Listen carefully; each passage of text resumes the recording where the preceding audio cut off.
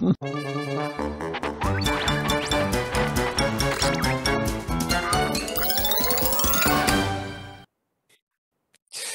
some very nice stuff from 2007, which is what, 13 years ago. Very mixed and very varied, but some of it's brilliant. This one here, for instance, you release it and oof, that's what happens. It's got very strong elastic bands inside, and it's a way of advertising a company. But you just release it, and it comes out of the envelope. It comes in a nice tough envelope and performed. It's supposed to be a rocket as well, so let's make it actually. Woof, that's right, popped up like a rocket, exactly as they say. So that's a nice bit of cardboard engineering, I think it is. Plastic bands do need changing from time to time. Ah, well.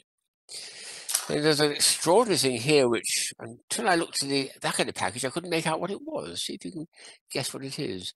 It's a bit of white stuff there.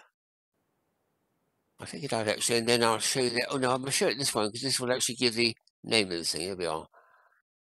It's actually a plastic eraser, would you believe? And a less eraser-looking thing I've yet to see. This is extraordinary. Look at that. I mean, isn't that weird? Very, very strange indeed. Japanese eraser, shaped like lots of little cubes with cubal vacancies in between them. So, and it feels almost slightly sharp on the hand, but of course it's not. It's all rounded. But that actually is an eraser. So, a very, very interesting shape for one, though. Bizarre. There's a charming little thing here. I've had a lot of fun with this one. It's a little Middle Eastern scene there with but there's no cheat. There's nothing to tell you how to put it together. But I noticed that the camel had a little camel type shape in the front of that building there. So I thought of putting the grey camel inside the building or the front of the building, and I was away and got started.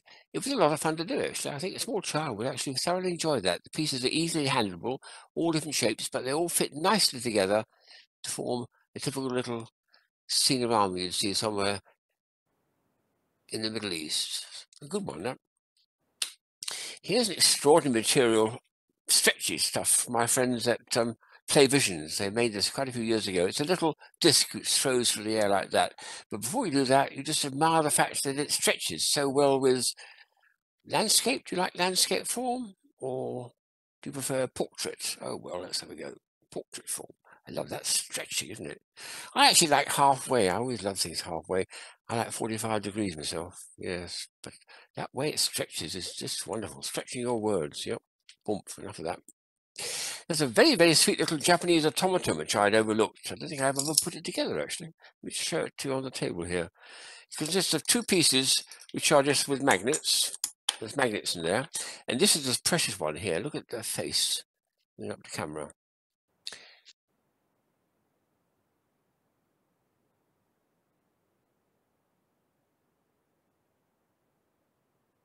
He's not focusing.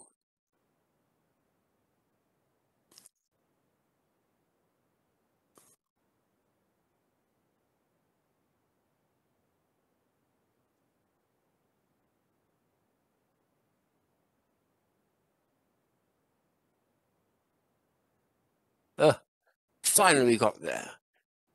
All this is two eyes and a mouth, but you can just see underneath that little bit underneath there has got a little coil there, and it's got a little AG3 battery. So when you put it on the table, it does that. Put it on the table again, and then you've got to steer it somehow if you can. So using these pieces to help to steer it, well, it's a bit tricky actually. I think he's running out of battery actually. No, that's right. Keep going, little fella. Come on. Bump, bump, bump, bump, bump. Yeah, sort of. Yeah, he's running a bit low on battery, but he's got a very sweet little movement that with the face, with the little hands waving in the air, and a tiny little chug, chug, chug, chug, chug, chug, chug movement there. And these ones then have to steer the thing this way and that way. But I can't tell any more than that because it's the instructions are all in Japanese, so I'm a bit stuck with that. But I'm very impressed with the fact that something as small as that, with a tiny little AG3 battery, can actually move across the table. I mean, that's amazing, isn't it? Don't drop off the table. Yep, he has. Oh, well, there we are. Good one. Now, here's an extraordinary material. It's called splat. Have you seen splat before? You have to keep it in a special container because it makes such a mess otherwise, or sticks to everything. This is one of a pig. attached to some stuff to stop it sticking to the bottom. I'll put it on the plates and we'll do a sort of splat version. What you're supposed to do with these is throw them at something like a window, a very tough window it's got to be, or just stretch it like I'm going to do here and see what happens. This is stick, stick, stick all the time. Push it down like that, push it down like that, and then release it and see what happens. Isn't that bizarre? Isn't that totally bizarre? Let's try on the side as well. My goodness me. All the bits come together eventually. Oh, he's on one side. There we are. Oh, and that bit's gone in there as well. Is that what they call reformed pork? So that's been a lot of fun, but it works on a number of surfaces. Best on a plate, but against a window, it's wonderful as well. So yes, I'm going to put that amongst my piggy toys. I've forgotten about it.